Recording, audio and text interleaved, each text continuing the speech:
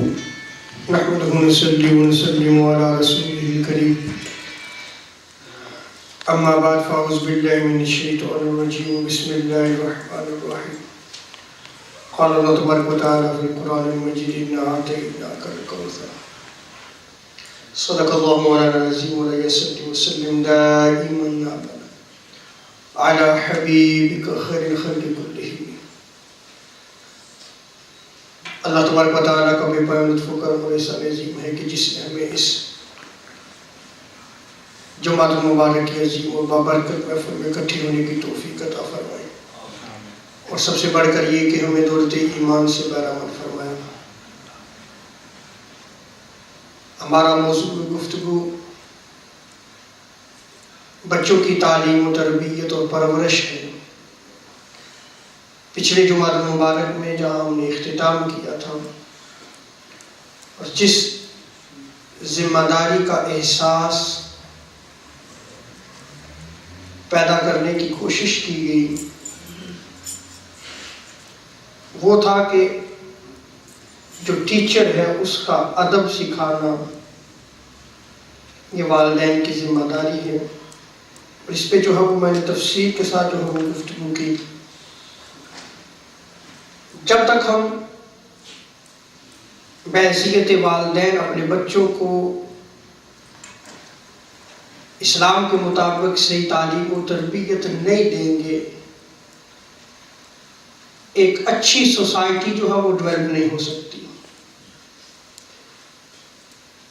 کیونکہ جس سوسائٹی کو سید عالم صلی اللہ تعالی علیہ وسلم نے سویلائزڈ کیا ہے اس سے بہتر کوئی نظریہ نہیں ہو سکتا اور اس سے بہتر کوئی بھی میتھڈ نہیں ہو سکتا.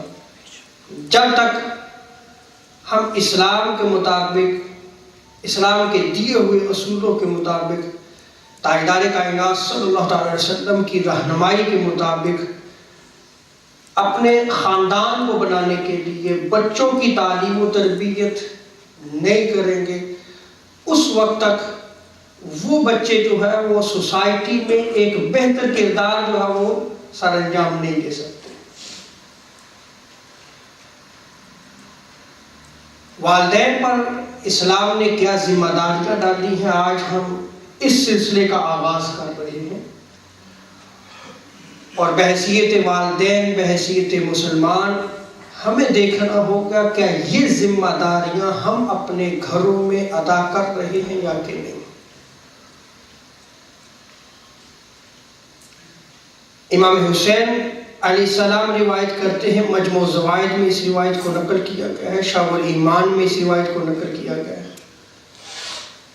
تاجدار کائنات صلی اللہ تعالی علیہ وسلم ارشاد فرماتے ہیں کہ جس کے ہاں بچے کی ولادت ہو، بچے کی پیدائش ہو، تو وہ اس کے دائیں کان میں آذان دے. رائٹ ایئر میں جو ہے وہ کیا کرے؟ آذان دے. جس کے ہاں بچہ پیدا ہو، یعنی والد جو ہے وہ خود آذان دے اور اس کے بائیں کان لیفٹ ایئر میں جو ہے وہ اقامت کہے. یہ والد کی ذمہ داری تاجدار کائنات صلی اللہ تعالی علیہ وسلم نے عطا فرمائی ہے، اس کا حکم دیا ہے آپ علیہ السلام. اب یہ دیکھیں کہ بچہ جب اس دنیا میں آ رہا ہے تو والد پہلی جو تعلیم دے رہا ہے، فرسٹ ایجوکیشن جو ہے وہ عقیدے کے لیے، اس کا عقیدہ صحیح کر رہا ہے کہ تو جس گھر میں پیدا ہوا ہے یہ اللہ کو ایک ماننے والے، یہ توحید کے قائل ہیں. یہ تاجدار کائنات صلی اللہ تعالی علیہ وسلم کی نبوت پر ایمان لانے والے ساری اعظام دیکھ لیں آپ، جو فلاح و نجات کا راستہ ہے، تو پہلی آواز جو والد کی گونجتی ہے وہ بھی عقیدے کے لیے ہے. ایک شخص بارگاہ مصطفیٰ صلی اللہ تعالی علیہ وسلم میں حاضر ہوا، عرض کی یا رسول اللہ میرا اس بچے کا مجھ پر کیا حق ہے؟ آپ صلی اللہ تعالی علیہ وسلم نے ارشاد فرمایا تم اس کا اچھا نام رکھو. اب ہمارے یہاں کیا ہے، ہم کہتے ہیں جی کوئی ماڈرن نام ہو جو کسی نے سنا نہ ہو، ایسا نام رکھنا چاہیے جو بالکل کامن نیم ہو، وہ رکھیں. اور اس دور میں ہم لگ گئے ہیں، ایسے ایسے نام رکھے جا رہے ہیں جس کا کوئی معنی بنتا ہی نہیں ہے. اور یہ یاد رکھیں کہ جو نام ہوتا ہے اس نام کی وجہ سے اس کی شخصیت پہ اثر ہوتا ہے. اگر آپ نام ہی بے معنی رکھ رہے ہیں تو اس کی شخصیت پہ کیا اثر ہوگا؟ حضور علیہ السلام جو ہے وہ آپ کا طریقہ کار تھا، آپ کا اسوہ تھا کہ آپ صلی اللہ علیہ وسلم اچھا نام رکھا کرتے تھے، اور آپ کے سامنے اگر کوئی ایسا نام ہوتا جس سے معنی جو ہے وہ برا نکلتا تو آپ صلی اللہ علیہ وسلم اس کو چینج کیا کرتے تھے، اس کو بدل دیا کرتے تھے. اور آقا علیہ السلام فرماتے ہیں کہ انبیاء کے نام پر جو ہے وہ بچوں کے نام رکھو. صحابہ کے ناموں پر جو ہے وہ نام رکھنا چاہیے، اکابرین امت ہیں ان کے ناموں پر نام رکھنا چاہیے تاکہ بچے کی شخصیت پر جو ہے وہ اس نام کا اثر ہو. تو حضور نے والدین کی پہلی ذمہ داری کا لگائی اچھا نام رکھو اور اسے آداب سکھاؤ. اب ایٹیکیٹس کی ٹیچنگ جو ہے یہ والدین کے لیے رکھی گئی ہے کہ تم سکھاؤ گے اور اسے اچھی جگہ رکھو. اچھی جگہ رکھنے سے مراد کیا ہے کہ اپنے گھر کے ماحول کو اچھا کرو، اپنے گھر کے ماحول کو خوبصورت بناؤ، پرسکون بناؤ، اسلام کے مطابق بناؤ. کیونکہ وہ بچہ جو آنکھ کھول رہا ہے، جو ابھی کھیلنے کودنے کی عمر میں ہے، تو وہ آپ سے سیکھ رہا ہے کہ آپ کیا کر رہے ہیں. تو اگر ہم اسلام کے مطابق جو ہے وہ اپنے گھر کے ماحول کو، حضور نے ارشاد فرمایا ہے کہ اسے اچھی جگہ رکھو، اچھا ماحول دو، تو جب ہم اچھا ماحول دیں گے تو اس کا پھل بھی اچھا مل جائے گا. اور اگر ہم اچھا ماحول نہ دے سکے تو پھر جو حالت آج سوسائٹی کی ہوتی چلی جا رہی ہے، بچے اپنے والدین کے کنٹرول سے باہر ہوتے چلے جا رہے ہیں، وہ اپنے والدین کی نہیں سنتے، بڑوں کا ادب نہیں کرتے. تو اس کا کوئی نہ کوئی تو سبب تو ضرور ہے نا.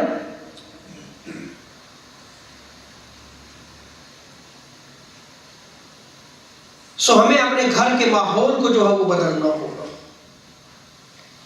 اسی طرح حضرت عبداللہ ابن عباس رضی اللہ تعالی عنہ فرماتے ہیں افتحوا علی صبیانکم اول کلمۃ بلا الہ الا اللہ، کہ اپنے بچے کو سب سے پہلا کلمہ لا الہ الا اللہ محمد رسول اللہ سکھاؤ.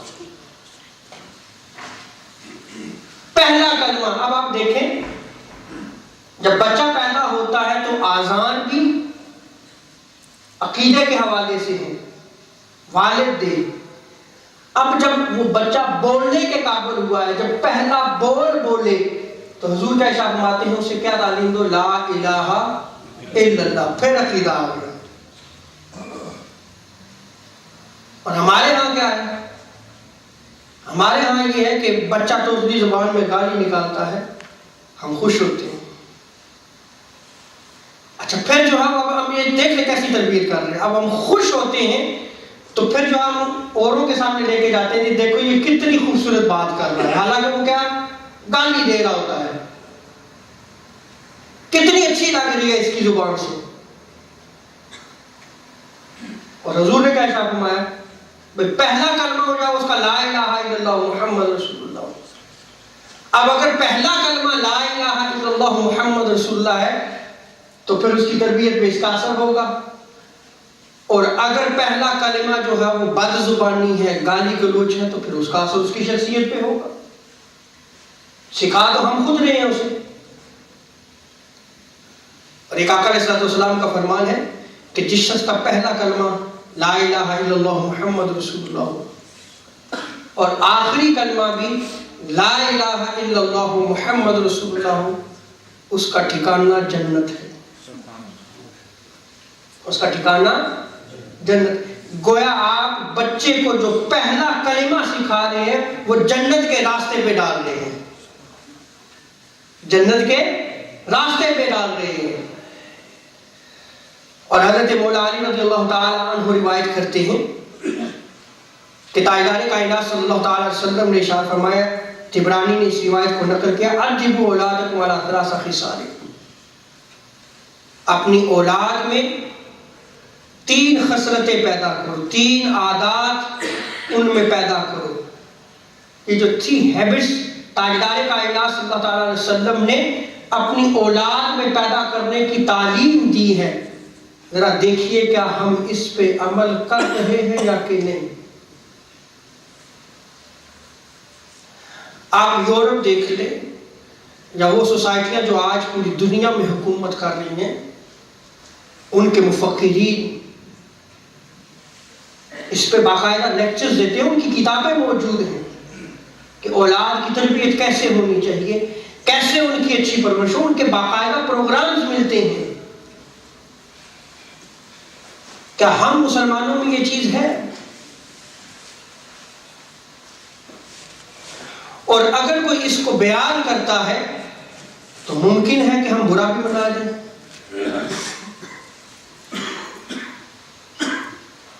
برا منانے والی بات نہیں ہے، ڈاکٹر کا کام ہوتا ہے علاج کرنا۔ اب خواہ اسے تکلیف ہو خواہ کچھ ہو، اس نے جو ہے وہ اس کا علاج کرتے ہوئے وہ اپنا ٹریٹمنٹ جو ہے وہ پورا کرنا ہے، چونکہ وہ معالج ہے۔ تو اگر ہم اپنی سوسائٹی کو اچھا بنانا چاہتے ہیں، اپنی اولاد کی تربیت کرنا چاہتے ہیں، تو اگر کوئی عالم دین اس کا بیان کرتا ہے تو اس کا یہ معنی نہیں لینا چاہیے کہ شاید ہمیں ہٹ ہو رہی ہے، ایسا نہیں۔ اسی سوچ کو دل سے نکال دیں، یہ آقا علیہ السلام کا دین ہے، اور علماء حق کا کام بنتا ہے کہ اس دین کو آگے پہنچائے، ہر حوالے سے جو ہے وہ ڈیبیٹ کرے، وہ موضوع گفتگو بنائے، جو سوسائٹی کی جو ہے وہ کمزوریاں اس کو بیان کیا جائے تاکہ وہ ان کمزوریوں کو دور کرے۔ اب چونکہ بچوں کی تعلیم و تربیت کے حوالے سے گفتگو ہو رہی ہے تو اس کی ذمہ داری والدین پر ڈالی گئی ہے، اب اس کو تو بیان کرنا ہوگا، اور بحیثیت والدین ہمیں سوچنا ہوگا کہ ہم ان ذمہ داریوں کو اسلام کے مطابق سر انجام دے رہے ہیں یا کہ نہیں دے رہے۔ اور پھر ہمیں یہ بھی سوچنا ہوگا کہ اگر ہم جو ہے وہ اپنی اولاد، اپنی بچوں کی شادی کرتے ہیں، اس سے پہلے ہم نے اسلام کی طرح سکھایا ہے ان کو، تاکہ جب وہ ذمہ دار بنے تو اسلام کے مطابق جو اپنی ذمہ داریوں کو پورا کریں۔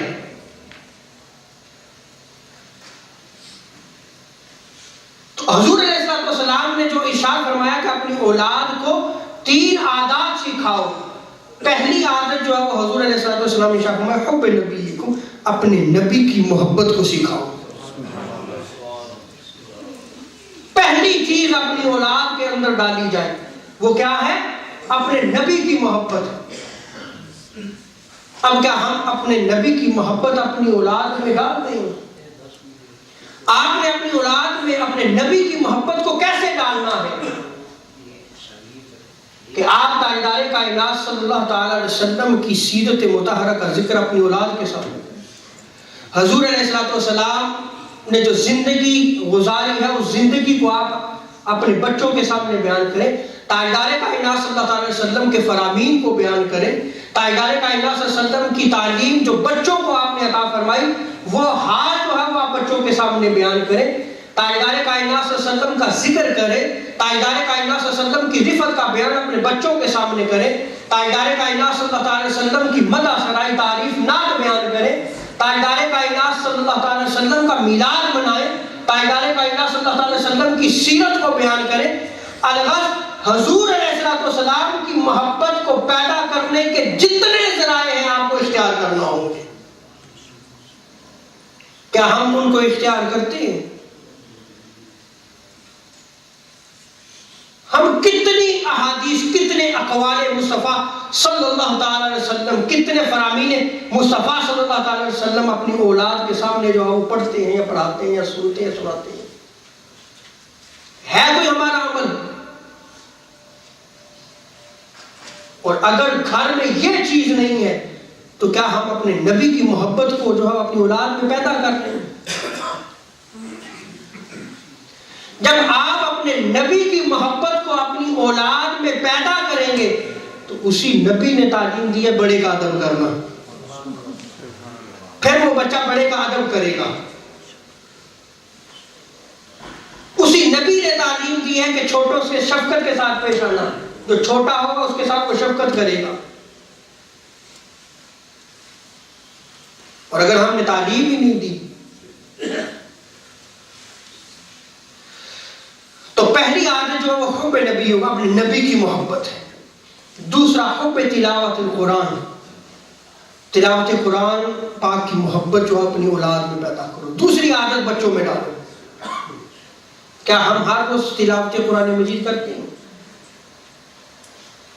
کیا ہم بچوں کے سامنے ہر روز قرآن کو کھولتے ہیں؟ وہ قرآن جو مسلمانوں کی رہنمائی کے لیے آیا، جس میں دنیا اور آخرت کی کامیابی تھی، اس قرآن کو کیا ہم بچوں کے سامنے، ہم نے ایک شخصیت سازی کرنی ہے، ایک بچے کی تربیت کرنی ہے، اس کی تعلیم کا فریضہ سر انجام دینا ہے، اسے ایک اچھا معاشرے کا فرد بنانا ہے، تو قرآن جو تعلیمات دے رہا ہے کیا وہ قرآن ہم پڑھتے ہیں بچے کے سامنے؟ ہر روز ہمارا معمول ہے قرآن پڑھنا؟ ہمارا کیا معمول بن چکا ہے؟ ہمارا معمول یہ بن چکا ہے کہ رمضان مبارک آیا تو اللہ نے توفیق دی تو وہ پڑھ لیا، اب وہ بھی ختم ہوتا چلا جا رہا ہے۔ یا کوئی فوت ہو گیا، مسجد میں آ کے تھوڑی دیر کے لیے جو اس پارا پکڑا دیا، پڑھ لیا تو پڑھ لیا، بس ٹھیک ہے۔ اب قرآن کی محبت ان کے دلوں میں کیسے پیدا ہو؟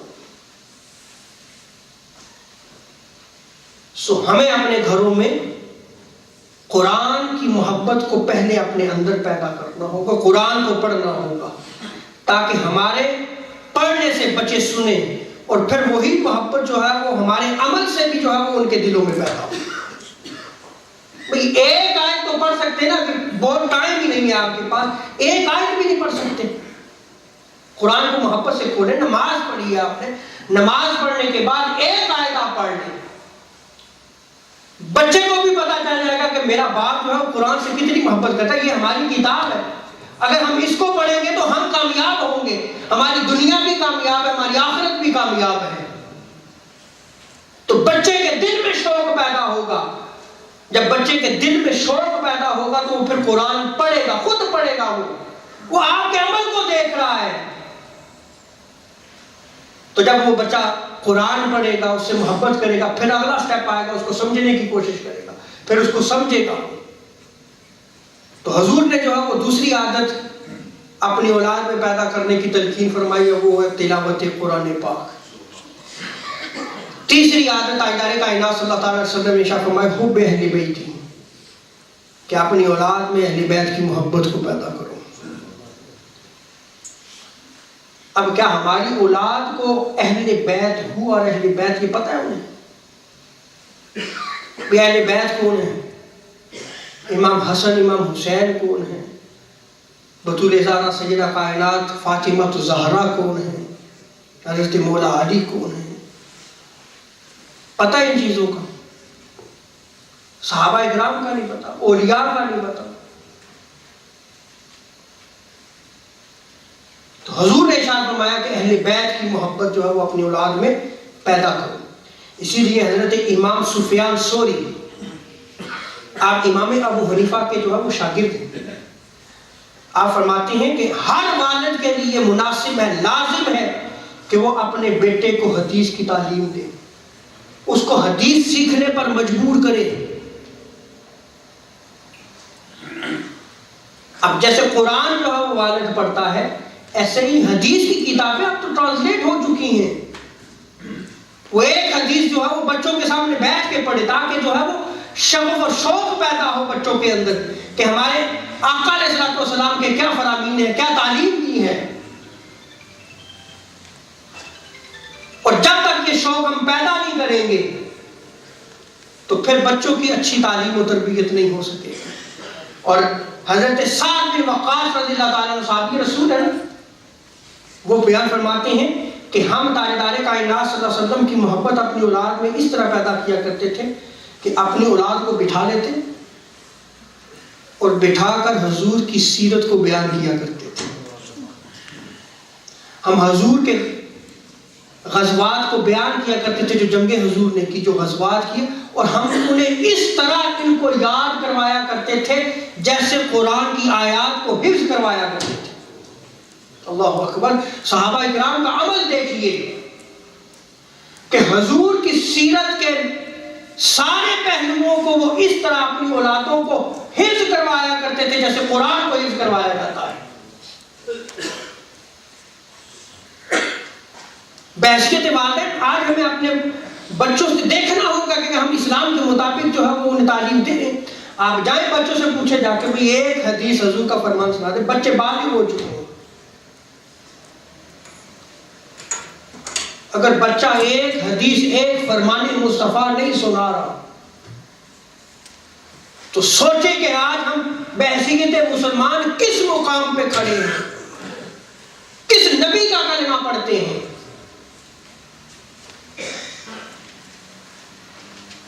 اور امام غزالی احیاء العلوم میں وصیت فرماتے ہیں کہ بچوں کو قرآن کی تعلیم دو اور نیک لوگوں کے واقعات ان کے سامنے بیان کیا کرو. کیا ہم بیان کرتے ہیں؟ آج بچوں کی ساری سٹوریز کارٹونز ہو گئے ہیں. بس سارا دن جو ہے ٹی وی کے آگے بیٹھ کے وہ کارٹون دیکھتے رہیں. ہم بھی کہتے ہیں چل بچہ بزی ہے، ساڑھی جان چھٹی ہے، اتو تنگ ہوئے تھوڑے دیر، چل مسجد پہ جو 2 گھنٹے پھر ہو گئے، چلو اسی بچے رہیے. شام ہوئی بچے تک چلو سو جاؤ، پھر اسکول بھیج دیا، اسی بچے رہیے. کب تک بچتے رہو؟ یہ بچنا نہیں ہے، یہ آنے والی اپنی نسلوں کا گلا گھونٹا جا رہا ہے. یہ تمہاری ذمہ داری لگائی گئی تھی کہ تم نے اپنی اولاد کی تعلیم و تربیت کا فریضہ سر انجام دینا ہے. اگر آج اسلام ہر ملک میں، اسلامی ممالک میں جو موجود ہے لیکن پھر بھی پردیسی ہے. کیوں پردیسی ہو چکا ہے؟ کہ آج اسلام ہمارے گھروں میں موجود نہیں ہے. ہم نام تو اسلام کا لیتے ہیں، ہم دعویٰ بھی مسلمانی کا کرتے ہیں، لیکن اسلام کی ساری زندگی ہمارے گھروں میں موجود نہیں ہے، ہمارے طور طریقے میں موجود نہیں ہے، ہمارے چال چلن میں موجود نہیں ہے، ہماری گفتگو میں موجود نہیں ہے.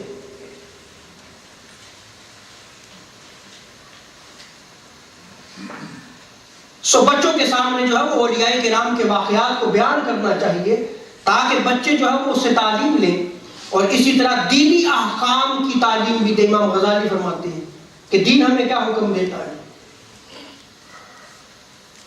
اس لیے کہ قرآن مجید میں اللہ تبارک و تعالیٰ نے ارشاد فرمایا قوا انفسکم واہلیکم نارا. قرآن کی اس پیغام کو سمجھیے. قرآن ارشاد فرماتا ہے کہ اپنے آپ کو جہنم کی آگ سے بچاؤ، وَأَهْلِيكُمْ، اور پھر ارشاد فرمایا کہ اپنے خاندان کو جہنم کی آگ سے بچاؤ. تو جہنم کی آگ سے کیسے بچایا جائے گا؟ جب ہم خود اسلام پر عمل کریں گے اور پھر اسلام کے مطابق اپنے بچوں کو تعلیم دیں گے، تب جا کے جو ہم انہیں جہنم کی آگ سے انہیں بھی بچائیں گے اور اپنے آپ کو بھی بچائیں گے. اگر اسلام کے مخالف زندگی خود بھی بسر کر رہے ہیں، خود بھی جہنم کا ایندھن بنیں گے، اپنے بچوں کو بھی جہنم کی طرف دھکیل رہے ہیں. اور ہمارا حال جو ہے وہ معذرت کے ساتھ یہ ہو چکا ہے کہ ہم دوسروں کے بچوں کو دیکھتے رہتے ہیں. قرآن نے کیا نقطہ لگا دیا ہے؟ ہم دوسروں کی برائیوں کو دیکھتے رہتے ہیں. آپ اپنا اٹھنا بیٹھنا دیکھ لینا، کیا ہے ہماری موضوع گفتگو کیا ہوتا ہے، اور بچوں کے سامنے بھی ہو رہا ہوتا ہے یہ سب کچھ. کسی کی غیبت کی جا رہی ہے، کسی کی چغلی کی جا رہی ہے، جھوٹ بولا جا رہا ہے، جھوٹی قسمیں کھائی جا رہی ہیں، رشتے توڑے جا رہے ہیں، تو آپ دیکھ لیں کہ ہم کس سوسائٹی کو آگے جو وہ ڈیولپ کر رہے ہیں، آگے بچے ہم سے کیا سیکھ رہے ہیں۔ قرآن نے یہ نقطہ نگاہ نہیں دیا، قرآن کہتا ہے سب سے پہلے اپنے آپ کو دیکھو، قُوْ أَنفُسَكُمْ، کہ تم کیا ہو۔ اگر ہم اپنی اصلاح نہیں کر سکتے تو دوسروں کی اصلاح کا بیڑا کہاں سے اٹھائیں گے؟ پھر اپنا خاندان آتا ہے، پھر دوسرے آئیں گے۔ سو دوسروں کی فکر چھوڑ کر اپنی اور اپنے خاندان کی فکر کریں۔ جب ہر شخص یہ کرے گا تو دوسرا جو ہے وہ خود بخود اصلاح پذیر ہو جائے گا۔ حضرت مولا علی فرماتے ہیں، شعب الایمان میں اس روایت کو نقل کیا گیا، اس سے مراد کیا ہے؟ قُوْ أَنفُسَكُمْ أَهْلِيكُمْ نَارًا کی تفسیر حضرت مولا علی فرماتے ہیں۔ آپ فرماتے ہیں اس سے مراد یہ ہے کہ تم اپنے آپ کو اور اپنے اہل خانہ کو خیر اور بھلائی کی تعلیم دو، خیر اور بھلائی کی تعلیم دو۔ اور حضرت عبداللہ ابن عمر رضی اللہ تعالی عنہما روایت کرتے ہیں کہ حضور صلی اللہ علیہ وسلم نے ارشاد فرمایا کہ جو شخص والدین کی خدمت میں مصروف رہتا ہے وہ شخص اللہ کی راہ میں ہے۔ اللہ اکبر، وہ اللہ کی راہ میں ہے۔ والدین بزرگ ہو چکے ہیں، ان کا کوئی سہارا نہیں ہے۔ والدین جب بزرگ ہو جاتے ہیں انہیں مجلس کی ضرورت ہوتی ہے۔ کون سی مجلس کی؟ ان کے ساتھ آپ بیٹھیں، ان کے ساتھ آپ باتیں کریں، ان سے سنیں۔ آپ یہ عمل کر کے دیکھیں، یہ سب موجود ہیں۔ ان کے پاس جب آپ بیٹھیں گے تو وہ بڑے خوش ہوں گے والدین آپ سے۔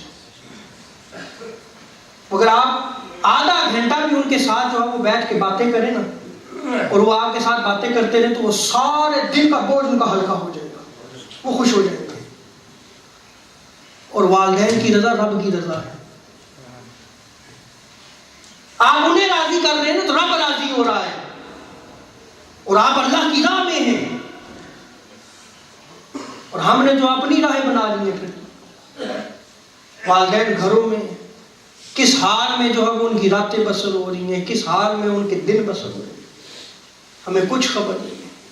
حضور نے کیا تعلیم دی؟ حضور نے فرمایا کہ جو شخص اپنے والدین کی خدمت کرتا ہے وہ اللہ کی راہ میں، اور جو چھوٹے بچے کی پرورش میں مصروف رہتا ہے، ان کی تعلیم کی، ان کی تربیت کے لیے اس میں مصروف رہتا ہے، حضور نے فرماتا ہے وہ بھی اللہ کی راہ میں ہے۔ اب ہم کتنا ٹائم دیتے ہیں بچوں کو؟ ہمیں ذرا خود دیکھنا ہوگا نا کہ ہم کتنا ٹائم دیتے ہیں۔ آقا علیہ السلام کی طرف دیکھیں تو حضور کی سنت میں آتا ہے آپ حسنین کریمین کے ساتھ کھیلا کرتے تھے۔ میں روایات میں نقل کروں گا انشاءاللہ تبارک و تعالیٰ۔ حضور صلی اللہ علیہ وسلم کندھوں کی سواری کیا کرتے تھے، اور حضور علیہ السلام جو ہے وہ گھوڑا بن جاتے اور امام حسن حسین کو جو ہے اوپر سوار کر کے چلا کرتے تھے۔ یہ سارا بچوں کو ٹائم دینا ہے۔ کیا ہم ٹائم دیتے ہیں؟ یہ انشاءاللہ میری گفتگو آئے گی، ابھی یہ گفتگو چل رہی ہے، لیکن چونکہ ایک ذکر آیا تو میں ذکر کر رہا ہوں۔ کیا ہم بچوں کی تعلیم اور تربیت اور ان کو ٹائم دیتے ہیں؟ اور اگر ہم اپنے بچوں کو ٹائم نہیں دے رہے تو بہت بڑا ظلم کر رہے ہیں۔ اور پھر جب ہم بوڑھے ہو جائیں گے تو پھر یہ اعتراض نہ کیجئے گا کہ بچے ہمیں ٹائم نہیں دیتے۔ آپ نے کتنا ٹائم دیا تھا؟ جب انہیں ٹائم کی ضرورت تھی تو آپ نے تعلیم دینی تھی نا، تربیت کرنی تھی، آپ نے ٹائم نہیں دیا۔ اب وہ بڑے ہو گیا، وہ آپ کو کہاں سے ٹائم دے؟ اور آگے دیکھیں، حضرت عبداللہ ابن عمر رضی اللہ تعالیٰ عنہما فرماتے ہیں، شعب الایمان میں اس روایت کو نقل کیا گیا ہے کہ سنیں، والدین کے غور سے سنیں۔ ابن عمر فرماتے ہیں کہ بے شک تم سے پوچھا جائے گا، روز قیامت تمہاری پکڑ ہوگی، تیرے بیٹے کے بارے میں، تیری اولاد کے بارے میں تجھ سے سوال ہوگا۔ ایک یہ سوال بھی اولاد کے متعلق پوچھا جائے گا کہ تم نے ان کو کیا ادب سکھایا تھا۔ جو سوال ہونا ہے وہ والدین سے ہونا ہے کہ کیا ادب سکھایا تھا، کیا اخلاق سکھائے تھے تم نے اپنی اولاد کو، اور تم نے اس کو کیا تعلیم دی تھی۔ آج ہم کون سی تعلیم دے رہے ہیں؟ ہمارے مقصد میں صرف ایک تعلیم ہے کہ بچے کی زندگی اچھی گزر جائے، ایسی ایجوکیشن دے دو اس کو. دین کی تعلیم کی طرف کوئی توجہ نہیں ہے. اب یہاں پہ آپ یہ یاد رکھ لیں کہ یہ کنسیپٹ نہیں ہے کہ دین اور دنیا کی تعلیم الگ ہے، یہ دونوں اکٹھی ہیں. اسلام کے اس دور کو یاد رکھیں کہ جہاں پہ بڑے بڑے ڈاکٹرز، ریسرچرز اور محققین ہوا کرتے تھے، سائنسدان ہوا کرتے تھے، سائنٹسٹ، وہ ایک طرف قرآن اور حدیث کا علم رکھا کرتے تھے اور دوسری طرف جو وہ اس دور کے بہترین سائنٹسٹ ہوا کرتے تھے. آج سائنس جس معراج پہ پہنچی ہے اس کی بیس اسلام نے دی ہے. انشاءاللہ تبارک و تعالیٰ کبھی موقع ملا تو ان روشن پہلوؤں کو بیان کروں گا. اس کی ایک چھوٹی سی ایگزامپل دیتا ہوں. آج جو ہارٹ سرجری ہوتی ہے اس کی ساری بیس جو ہے وہ مسلمان سائنٹسٹ نے دی ہے. ابو القاسم الزہراوی کو پڑھیں آپ. یہ جو اوزار جسم کو چیرنے کے لیے استعمال ہوتے ہیں ان کا استعمال، وہ جو دھاگا استعمال ہوتا ہے، یہ ساری جو ہے وہ تحقیق اور ریسرچ کس کی؟ ابو القاسم الزہراوی کی ہے. مسلمان سائنٹسٹ تھے. ایک طرف وہ عالم دین بھی تھے اور دوسری طرف سائنسدان بھی تھے. یہ اسلام کے روشن پہلو ہیں. اور ہم نے جو ہے وہ اس کو ڈیوائڈ کر دیا ہے. کیا ہوا؟ مولوی کو تو ہم سمجھتے ہیں کہ بس اس کو دین کا عبادت، باقی تک کب کا پتہ نہیں ہے اس کو. اس کو تو ہم جاہل سمجھتے ہیں. ہم تو اردو کے پرچے لا کے دکھا کے کہتے ہیں مولوی جی پڑھ لو گے تسی. تو اس کا مطلب ہے کہ آپ نے جاہل مولوی کو جو ہے اس مسلط کا جو ہے وہ ذمہ دار بنا دیا. ہم کہاں جا رہے ہیں؟ ہم کیا کر رہے ہیں؟